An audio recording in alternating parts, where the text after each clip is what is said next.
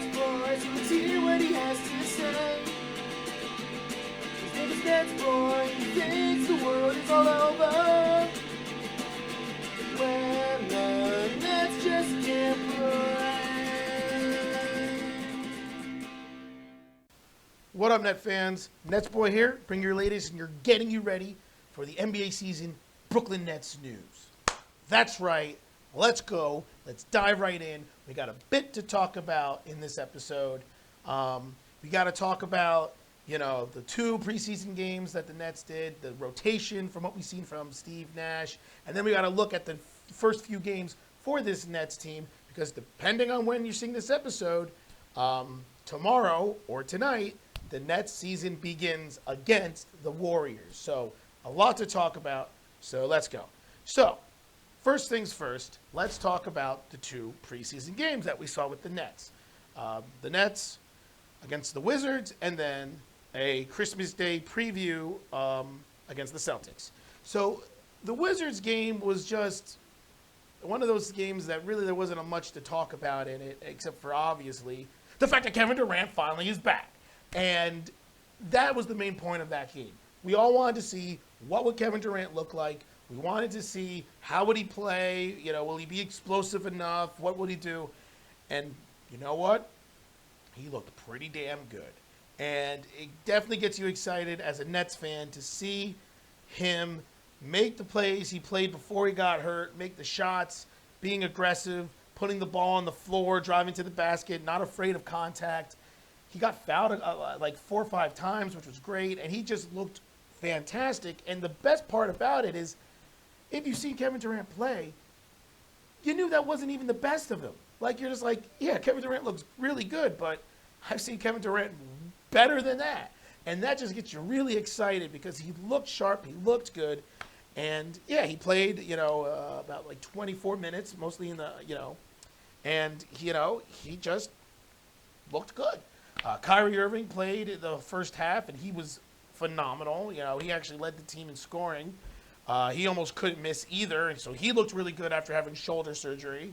So that was great on that part. And, the Nets built a 20-point lead in that first half, and then Steve Nash rested most of the main guys, and the Wizards made a comeback to come back and made it close, and the Nets held on to win at the end, but it's preseason, so it doesn't really matter. But I look at that first half in which the Nets took off and had a 20-point lead, and I said, that is great to see. And like I said, the biggest takeaway is just seeing the health of Durant and Kyrie Irving. My only concern with what I saw was just what a lot of Net fans are afraid of, and that was the constant ball dominance of Kyrie Irving and Kevin Durant. It was very your turn, my turn, your turn, my turn between those 2 guys, and the rest of the players are kind of standing around doing nothing. And that was something that everyone's very much so afraid of with this team. When Kyrie and Kevin are making the shots that they were making, it didn't really matter because it was working and they were making the shots and the Nets were winning. But it did get you a little scary because you're like, what about the rest of these guys? What about, Dinwiddie and what about, Joe Harris? And LeVert didn't play in that game because he was nursing an injury. But, what about him in the future? So got you a little worried. But then it seemed like maybe Steve Nash said something, or maybe just the Nets got more comfortable, or Kevin Durant and Kyrie got more comfortable because the game against the Celtics was like a complete 180. The ball was moving nonstop. Joe Harris was knocking down threes. DeAndre Jordan was doing backdoor passes, and there was backdoor cuts. Kyrie was doing pick and rolls. There was just much more ball movement with the offense, and it just looked so much nicer. Yes, there was still isolation with Durant and Kyrie. You'll be stupid not to try that, at least 10 to 15 times a game when you got those 2 guys. But the ball just seemed to move a lot better in that second game. And once again, I don't know if Steve Nash said something, or maybe it was because Karis LeVert was back, even though he didn't really play with those guys as much because Steve Nash still had him come off the bench. But it just looked much more fluid. It just looked better and just like, yes, this is what we want as Net fans. And, so in the Celtics game, the Nets just looked amazing yet again. And it was one of the best games I've seen the Nets play in a long time. I understand it was a preseason game, but it has to get you excited because, yes, Kemba Walker wasn't playing for the Celtics. Neither was Tristan Thompson. But they still dominated this team. And this is the team, the Celtics, that everyone's saying could be competing with the Nets for the Eastern Conference. And once again, it's preseason. Don't want to make that big deal of it, but it just was incredible. And the reason why the Nets blew them out the way they did, they won by around like 30 points, was exactly what NetsBoy was talking about. It's going to make this Nets team separate from the rest of the competition. And that is the second unit. Steve Nash has come out and said it, that he plans on, at least to start, having Karis LeVert come off the bench and work with the second unit and be the focal point and the driving force of the second unit.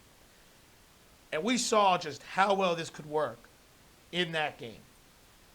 He basically compared him to Manu Ginobili with the Spurs, saying that type of role. Ginobili, we all know how well he played during the championship runs with the Spurs. He came off the bench as a sixth man, played about 30 minutes a game, and just led that second unit, and was a huge reason why that the Spurs won as many championships as they did and were as good as they were. And he would be in the game at the end of the game. He'd be in at the end of the game, and with the final unit, and they will prevail. And he was just a huge factor for them. And that's what Steve Nash wants to do with Karis LeVert. And you want to know something? I think I like that a lot. I envisioned that with Spencer Dinwiddie, but I kind of like it with Karis LeVert because Karis is just better. And that's what happened in that game against the Celtics. Kyrie and Durant played well again. Joe Harris was knocking down threes. DeAndre Jordan playing good defense. All this stuff. Nets have a 10-point lead. In come the second unit. Karis LeVert, Landry Shamet, Jared Allen, Taurean Prince, Jeff Green. And then boom. Nets are up by 20. Because I've said this before. That second unit is the best second unit in the NBA. Or at least one of them. You can probably make a case for a few other second units, but that's one of the best. All those guys could be starters.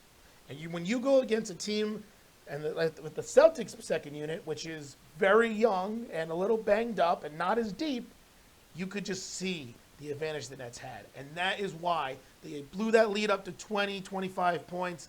Celtics could never recover, and the Nets just coasted through, even in a preseason game. And LeVert looked fantastic, had 18 points. He looked like he didn't miss a beat from the bubble. And like I said, Durant played well. Kyrie played well. Joe Harris played well. Everyone played well except for really Taurean Prince and Spencer Dinwiddie, which now takes me to my final point.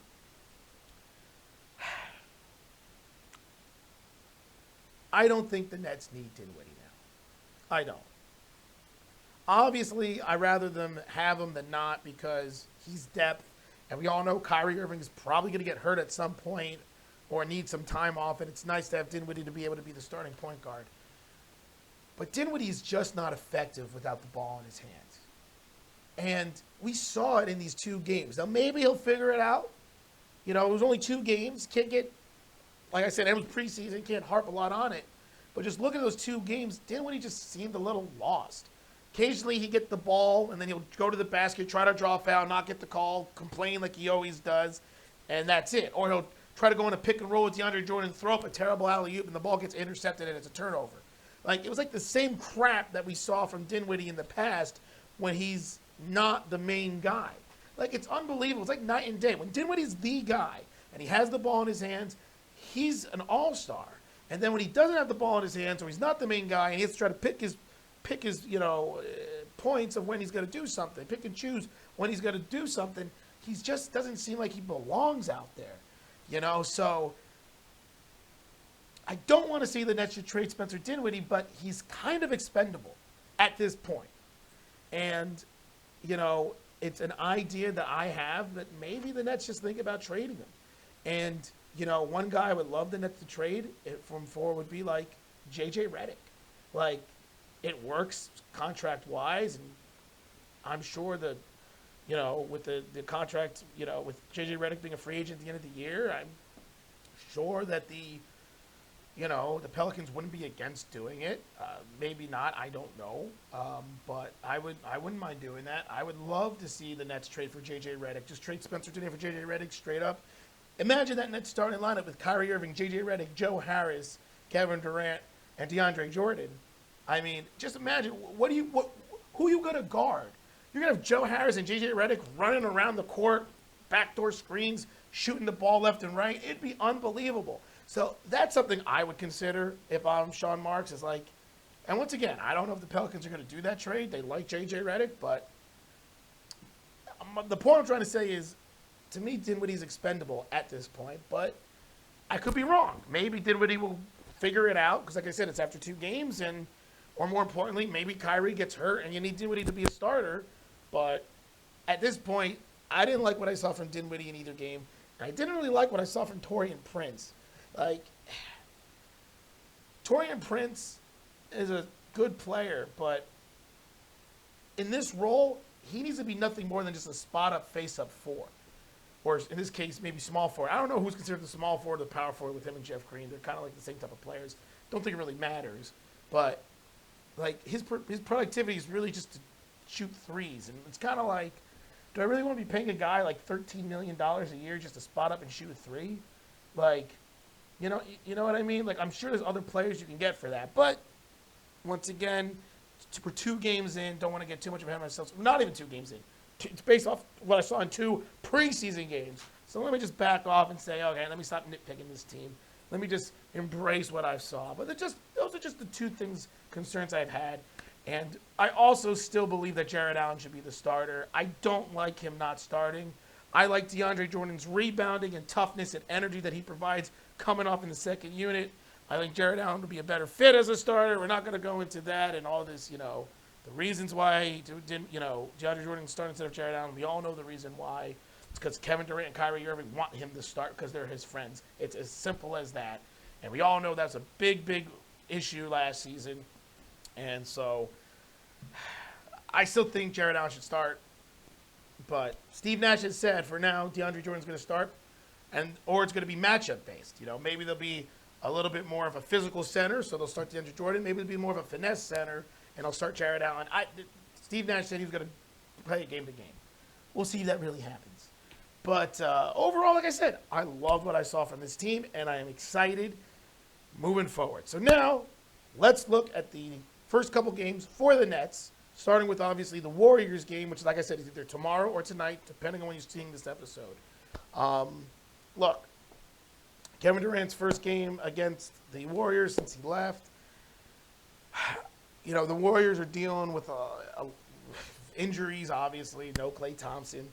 Steph Curry is still very good. They have James Wiseman, the first overall pick. They traded for Kelly Oubre, and, they have, Andrew Wiggins and all this stuff. Look, the Nets should really win this game.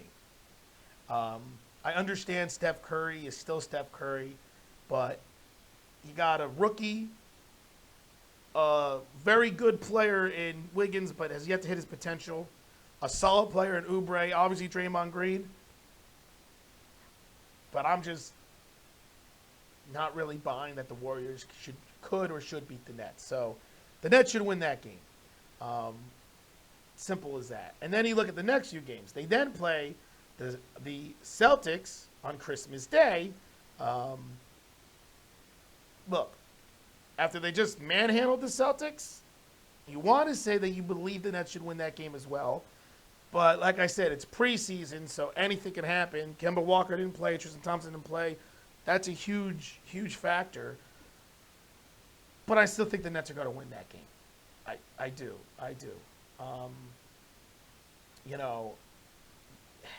They're just the better team.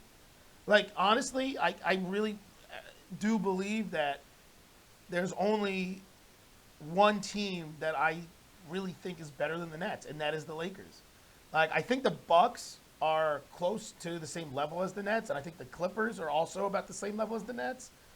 But the only team that I think is really better than the Nets at this point is the Lakers. So, to me, the Nets should be able to beat almost every team except for the Lakers on any, but once against the NBA, you're not going to always win every game. But to me, they should be favored to win in all those games. So I expect them to beat the Warriors. I expect them to beat the Celtics. And I definitely expect them to beat the Charlotte Hornets. And those are the first 3 games of the season before they then play the Grizzlies, who I expect them to beat. And then the Hawks, I expect them to beat. The Hawks, again, I expect them to beat. The New Look Wizards, I expect them.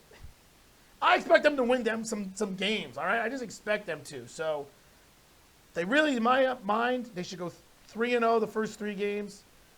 I'll take 2-1 because it's still the beginning of the season, but this is the first time ever that I really am looking at the season and the schedule. I'm just saying, like, the Nets should always be the favorites. But anything can happen. Injuries could happen, and this is why you play the game. So I think they should go 3-0 the first 3 games. Maybe they'll go 2-1. Anything worse than that would be a disaster. But to me, 2-1 or 3-1 the first 4 games, all very much so and doable. So there you have it. That's what I've seen from this team so far. Roster news-wise, the only thing notable to say is they did waive Chris Chioza, which I said probably was going to happen because he did not have a guaranteed contract and there wasn't any roster spaces for him. So they did waive him, which was a shame because he was a fan favorite. Everyone loved him, but made sense under these circumstances. The Nets roster is set. So that's all I have to say with that. So anyway, keep your eyes open for the next NetsBoy episode. Probably be in a week or so, maybe after the Grizzlies game that Monday, maybe before. We'll figure it out. You know me. I just kind of post them whenever I have a chance to do them. But I'm excited. So let me know what you guys think, what you've seen from this Nets team in the first 2 preseason games, and what you think is really going to happen with this team and the rotation. And if you agree with me that you think Spencer Dinwiddie is a little expendable. Because at this point, I think he is.